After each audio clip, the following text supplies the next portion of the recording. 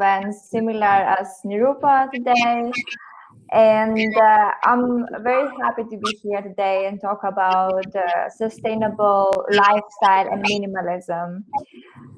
For those who don't know me, I've been a minimalist the past 3 years, and I come from being an extreme maximalist. When I say extreme, I was having 3 wardrobes. I was having so many clothes and items that I didn't even stop shopping. I was shopping every day. I was just cutting myself.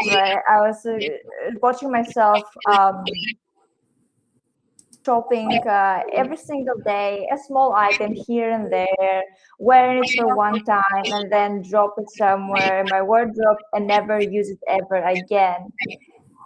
When it came to a point where I was opening my wardrobe and I was thinking like, oh my God, I have nothing to wear. And I could see tons of clothes in there, but I felt unsatisfied and I felt so uh, incomplete. And then I was going shopping again, and I was trying to I was trying to feel enough by shopping more and more and more. And at some point, I wanted to go traveling to explore European cities and be a digital nomad. And then I saw my wardrobe and I was like, it's impossible to travel with all these things. I can't do it. And then it was a moment where I realized that all these clothes were weighting me down and they own me. Like I didn't own my clothes, they own me. They own my choice to go travel. They own everything like in my life. Like I didn't want to go out if I didn't have a certain outfit to wear. And then it's where the switch happened for me. And I started looking at my clothes and I was thinking, what matters the most? Like how many clothes I have or what kind of life I live? What is like, am I happy because I have the clothes or am I happy because I have the experience in my life? And then it came to a point where I started decluttering. In the beginning, I I reduced my wardrobe in half. So I donated the majority of my clothes to friends, to organizations, and then I remained with half of my clothes. And then I said, okay, I can still feel fashionable. I can still have fun with the remaining clothes. And then I started saying, okay, you know what? I'm gonna try to reduce it to 1/3 of my wardrobe. I'm gonna try live on a backpack. So I gave everything away, and I put all of my clothes in a small backpack, the one that they are for cabin size. And then I said to myself, if I can live a year with this backpack, then I'm fine. I don't need anything else. So I did it. I get rid of everything, and I start traveling with this backpack, and I was fine.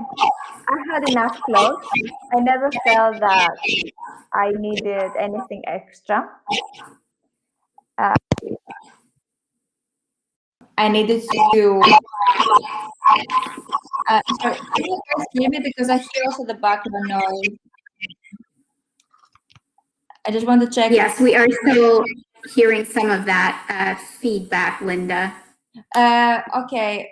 I think if you can go off mute and it's much better now. I think actually as you're talking. Okay, I just got. So as we figure that out, if anyone has any questions, please drop them in the chat or the Q&A tab, or feel free to DM me and you can ask your question live. Perfect. All right. Let's see. Do you want to see if we have any questions? Yes, please. I will be happy to answer the questions. Great. And thanks for sharing so much that amazing story about your own journey to becoming a minimalist.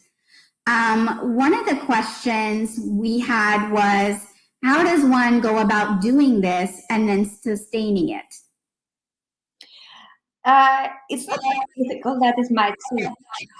It's not. I think it's mindset. So it's easy. Like you pick up some favorite outfit that you have, and then you create some, I would say, outfits, costumes, and then you just change. Like pick a basic item that you're to combine and to wear it several ways. So it doesn't have always to be something like an extreme piece of clothing. It has to be only basic stuff that you can wear either for a night out or for hike or for work or whatever. It is.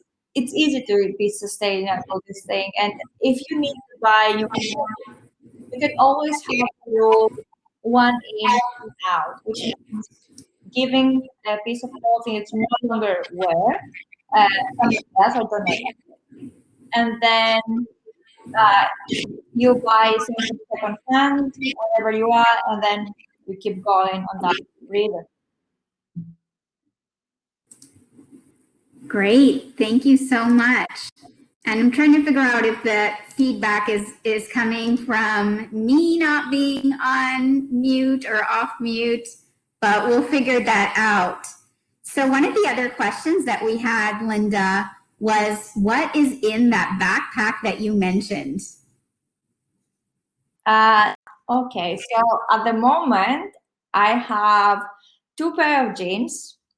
I have 3 dresses, 1 jumper, and I have 1 workout outfit, and 3 white shirts. And I think that's it. And I think, and of course, shoes. Like I have like my hiking shoes and a pair of sport shoes and sandals. And that's all. Great. That is quite a bit you have in that backpack there. So again, if anybody wants to ask their question live, go ahead and drop it in the chat, in the Q&A, DM me, and I will get you off mute and off camera if you want to ask your question. One of the other questions that we had was, I want to learn how I can reduce my carbon and environmental footprint in attainable ways. So what advice do you have for that individual, Linda? This is very good question, and thank you for asking that, because we have to be concerned about all the environmental pollution that we cause by consuming so much plastic and so many items. I would say before you buy something, make sure that you really want it and you don't have it already, because sometimes we don't think about it, we just go ahead and buy something without filtering it. Like we don't have the mentality that a previous generation had, that when something breaks they fixed it, they didn't buy a new thing.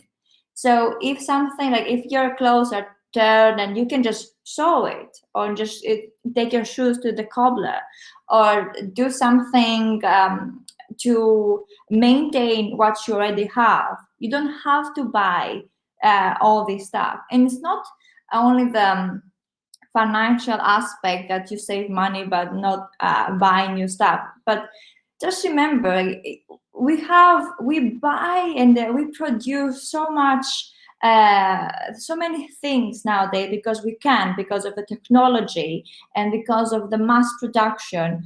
But if we have the mindset that we don't have to buy everything new, but we can repair it, we can support also like local small businesses to maintain our stuff. And I would say give yourself 30 days of waiting time before you buy anything new. Make sure that you really want it, and make sure like to answer yourself like why you want it and how you're going to use it. And if you can find a more sustainable option, go with that. Like if I want to buy something new, if I want to buy a new item, I go and I see like second hands. I use some apps like Vinted. I use like an app like Carly is also building called Isthmus app. And just ask your friends that they are just, you can just swap things. You don't have to buy always. There's some really great tips, Linda. And we do have a question in the Q&A. How do you balance your environmental impact with minimalism, e.g. water consumption? That's another good question, Chandra. Water consumption. So I would say we need water. No question that we need water. So, for example, when you're taking a shower, you don't have to be 30 minutes in the shower. I think like 10 minutes is fine. We don't need to wash our clothes like every other day, like especially like being a minimalist and having like limited amount of clothes. I wash my clothes once in 5 days, and I do like a general big wash, and then that's it. And I don't want to use so much water to wash and rewash and rewash.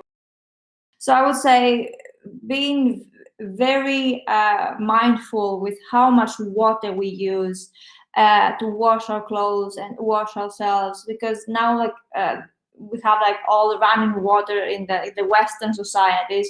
We just open the tap and just forget about it. Like when we brush our teeth, running the water is running.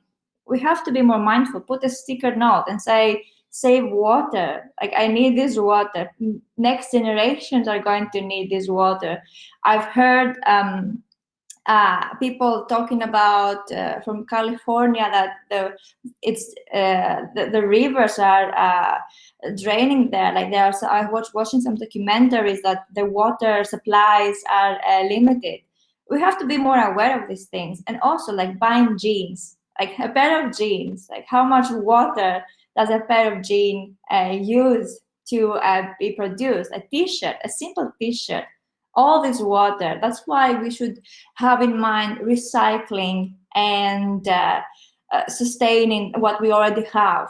Just think about these minor things that we don't think when we buy new items. And we have to be more aware as human beings and to be more mindful about our environment, and to take away the vanity of looking good and try to feel good. It's all about feeling good, not looking good. Many clothes won't make us happy, but having clean running water and fresh air, I guarantee that will make us happier. Those are amazing points, Linda. Thank you so much. One of the things, I know you and I talked about this in conversation, is how do you deal with the emotional or impulse buying that really is all around us? And you had a great example of that.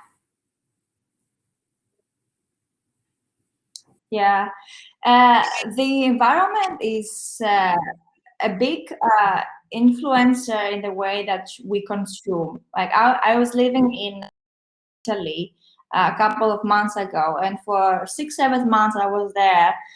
I never thought of buying a new item, a new piece of clothing. I didn't think I needed it. I was fine. I was complete. I had enough.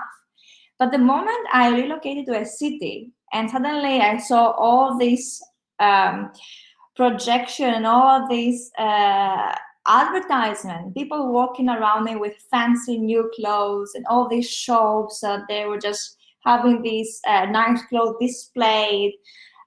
I caught myself wanted to shop more and wanted to look like these other people. And then I was walking in and out in the shops, and then I was like, why am I doing this? I don't need many things.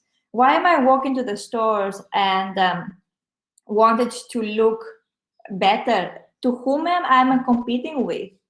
And then I realized that that's the thing that cities has an effect on us. They subconsciously we compete with other people, and we want to look like other people. We want to look like her. We want to have the same outfits like he had. We want the shoes that our friend bought. And it's not about being practical anymore. It's about, as I said, like looking good and competing with each other and displaying our status through outfit. And I would say, like, displaying our status and who we are through the outfit, it's not always the right way to do it. A status can come from what we are doing and not from what we are wearing. And this comes from a person who was a fashion consultant, and I work with people on how to use their clothes to influence their self-esteem. But at the end of the day, it was what people did and not what they were that changed their life and their perspective. Thank you so much for sharing that wonderful story, Linda. How does a workaholic become a productive, sustainable minimalist at work? Well, I'm a workaholic myself, so it's not that difficult. Have all the necessary things that you need for your work to be done. Like, what do you need? You need an outfit that you can change, like some basic stuff. You need, what else? Do you need a computer? Do you need like, I think that I don't know, because I'm a digital nomad, so the things that I need for work are so minimum. I only need my laptop and a cup of coffee, and that's it. I'm just focusing on my work, and I don't need anything else around me. Like, I'm happy to work in the park, and not even at home sometimes. So I think it's all in the mindset. Like, I think we have to shift from what I need and what I want. I think it's different, the need and the want. Sometimes we confuse these terms, and it's not that we need it. We just want it. We just want more. We don't need more. It's so true. It really makes you think about your behavior and the why. One of the questions we also had is, how do you become a minimalist when you're maybe living with hoarders, people who have a lot of stuff or want a lot of stuff? So how do you balance it? I'm sorry, I didn't hear the question. I think it was like the delay. Sorry. How do you become a minimalist when you deal or live with hoarders? Oh, yes. And have so much stuff. So it's either the hoarders will influence you to be a hoarder, or you are going to influence the hoarders to be minimalists. So if you're living with hoarders and you want to be a minimalist, if it's inevitable for you to move out and live somewhere else, if these are your parents or your other half, and you can't move out, then start putting some rules, like from the common areas of the house, and saying, hey, let's keep this clean and tidy, and let's not put so many things in here, because I live here as well and I can't concentrate with all these things around me. And I want to have like a peace of mind and not to see all these items lying around. Set some rules. And like, if these people can understand you, if these people like are your family or people who love you and support you, will understand you and will respect your decision of wanting to live your life simpler.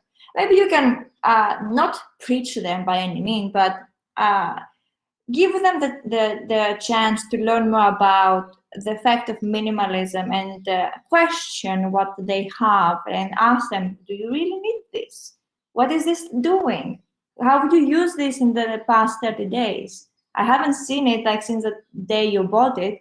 So maybe, I'll start slightly like implementing a little bit of rules and basically introducing minimalism to their lives. Thank you so much. And I see we have a resource for those concerned about hoarding in the chat. Thank you so much for providing that. And I think we have time for one of the last questions. And this one I thought was a really good one and a good closing question. How has being a minimalist affected your career, if at all? I would say actually it improved my career because I didn't spend so much time on the items, like going shopping and focusing on how I would look. I focused more on more meaningful things like reading more, watching more online learning courses, connecting with people like you, Nirupa. So I think it improved my career. It gave me clarity of mind and time. It's something we forget. I have so much time now that I don't have to go through and pick up what I'm going to wear, or thinking if I look good, or thinking like what kind of items I want to buy. So I have a room in my head to think more meaningful and important things that improved my life and my career. Thank you so much, Linda. You have just provided so much great advice. I know I learn from you every time we talk. And I want to thank all the attendees today. I know we had some that may be having difficulties getting in. We had some sound issues. But I think some of the takeaways, Linda, and feel free to jump in as I try to summarize, is to really think about why you're consuming, why are you buying or feeling that you want that thing, whatever it may be, whether it's something for your home, whether it's clothing, fashion, really thinking about the why, the want versus need, and then thinking about the imprint that you're having on our planet. I mean, we all need to make a difference. There's so much consumption, there's so much advertisement, and we could really be making a difference in terms of a global impact. So I really want to thank you for sharing all of these insights today, Linda. Any final closing thoughts for our attendees? Thank you so much for having me here today, and thank you guys that you participated. What I would say is be mindful of what you're consuming. Buy it because actually don't buy it. Be resourceful. Find ways to be creative with what you have already before you buy anything. It's better with less, and I can share that from my experience, because you'll see how many things you were missing when you were focusing on all the items that you want to have. And success comes easier because you don't have to earn so much money to have all this stuff. You earn all the money and you say, oh, actually, I can go vacations. I don't have to buy all these new things. I have money now to go vacations. Who doesn't want to travel more, right? Exactly, like more experiences and less items. Yes, it's so important that we focus on all the life experiences. Well, I want to thank everyone again. I know we're at time. I hope you'll stay tuned for another Power to Fly chat. Check out the events section for more chats like this. This session was being recorded, so you will have access. If you registered online, you'll get an email, and it'll also be on the Power to Fly website. So I want to thank everyone. Thank you, Linda. Have a great day and hope you all become minimalists. Bye. Have a great day. Bye bye, everyone.